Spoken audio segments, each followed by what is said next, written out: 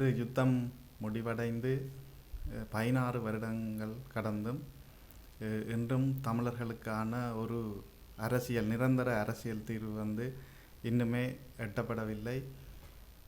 யுத்தம் நடக்கின்ற பொழுது ஒரு பாரிய ஆயுத போராட்டம் இங்கே ஒரு தமிழர் தரப்பிலே ஒரு பலமான ஒரு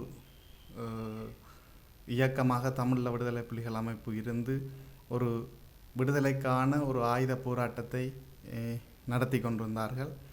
அந்த நேரத்தில் தமிழர்களுக்கான உரிமைகள் சம்பந்தமாக பல்வேறுபட்ட காலங்களிலே ஒரு தீர்வு முயற்சிகள் நடைபெற்று கொண்டிருந்தன.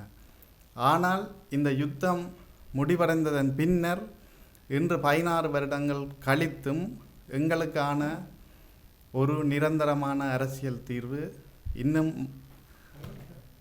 மாறி வந்த அரசாங்கங்கள் யுத்தம் 2009க்கு பின்னர் மைந்த அரசாங்கமாக இருக்கலாம், அதுக்கு பின்னர் வந்த மைத்திரி அரசாங்கமாக இருக்கலாம், அதுக்கு பின்னர் வந்த கோட்டாபாய அரசாங்கம், ரணில் அரசாங்கம், தற்போது இருக்கின்ற அனுரகுமார திசாநாயக்க அவர்களுடைய அரசாங்கமாக இருக்கலாம்.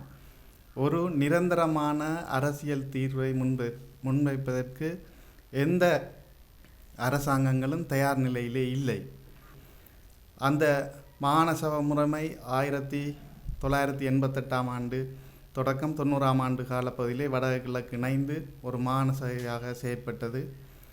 அதன் பின்னர் ஒரு தனி நாட்டுக்கான ஒரு யுத்தம் இந்த மண்ணிலே நடைபெற்று கொண்டிருந்தது. நிச்சயமாக அதை இப்போ இருக்கின்ற பாரத பிரதமர் கௌரவ நரேந்திர மோடி அவர்கள் இந்த தமிழர்களுக்கான இருப்பை உறுதி செய்வதற்கும் நிரந்தரமான ஒரு தீர்வை தமிழர்களுக்கு பெற்று தருவதற்கும்